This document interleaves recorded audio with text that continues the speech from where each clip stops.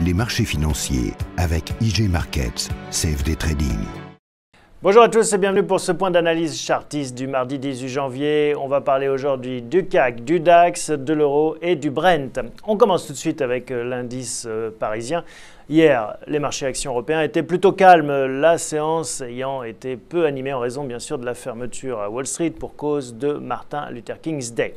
À Paris, le CAC 40 a ainsi cédé 0,2%, mais ce repli ne remet pas en cause cette tendance haussière à court et moyen terme. Les 4000 points devraient vraisemblablement être testés d'ici peu.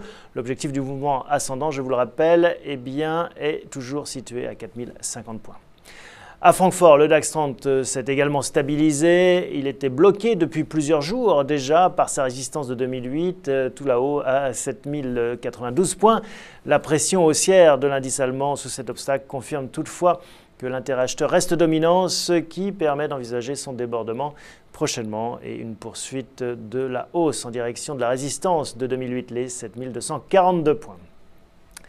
Du côté du Forex, sur la parité euro-dollar, on a cédé du terrain. On reprend un petit peu du poil de la bête après la forte reprise de la semaine dernière. On le voit ici. En tout cas, pour ce qui concerne l'euro, la tendance de la monnaie unique contre le billet vert reste incertaine. Toutefois, sous ces 1,34 $. Et cela incite à la prudence. Son franchissement traduirait en revanche un signe de force susceptible de renvoyer les cours vers les 1,37 $.